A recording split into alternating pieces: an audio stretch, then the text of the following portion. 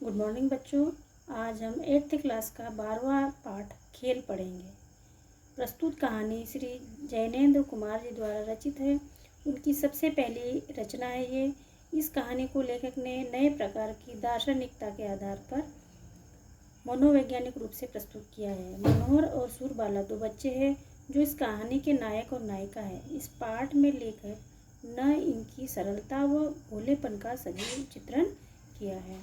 उन्होंने प्रकृति इन दो निर्दोष परमात्मा खड़ों को निस्तब्ध और निर्मेष निहार रही थी। यानी बालक का वर्णन करते समय उन्होंने एक समुद्र या नदी के किनारे जो रेती पड़ी हुई है और उस समय जो सुरबाला और मनोहर की जो हट के लिए है उसका वर्णन किया है।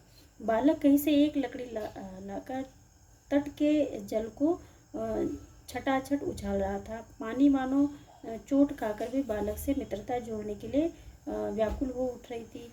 बालिका अपने पैरों पर रेत जमाकर थोप थोप कर एक पहाड़ बना रही थी। बनाते बनाते बालिका पहाड़ से बोली, देख ठीक न बना तो मैं तुझे फोड़ दूंगी। यानी गुस्से से वो कहती है।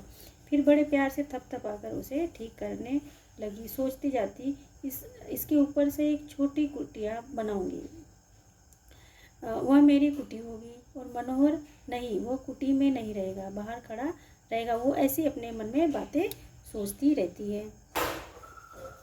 दोनों के बीच में वार्तालाप होती रहती है।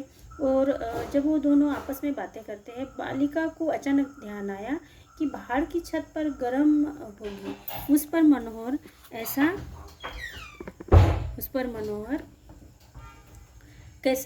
रहेगा, मैं तो रह जाऊंगी पर तू जलेगा। मतलब वो ये जो उसने एक बालू रेती की जो एक कुटिया बनाई है उस पर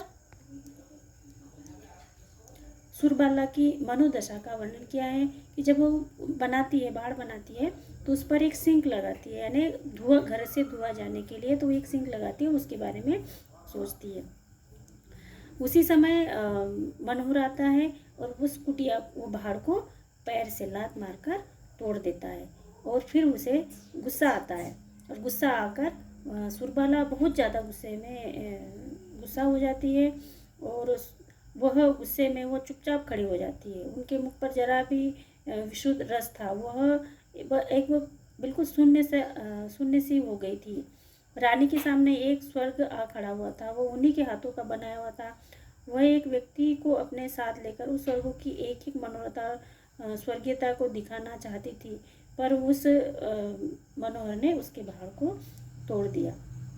लेकिन मनोहर को जब समझ में आया तब उसने उस सुर रानी के लिए एक नया पहाड़ भी बनाया।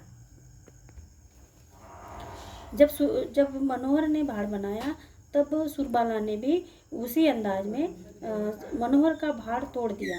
और फिर वह फूली न समाई। वो इतनी ज़्यादा खुश हुई कि जैसे कि मनोहर खुश हुआ था। गंगाजल के कर पात्रों द्वारा वो पहाड़ का अभिषेक करना चाहता था। फिर सुर रानी ने एक लात से पहाड़ के सिर को चकनाचूर कर दिया और सुरबाला रानी हंसी से नाच उठी। और इसी के साथ यह पाठ समाप्त होता है।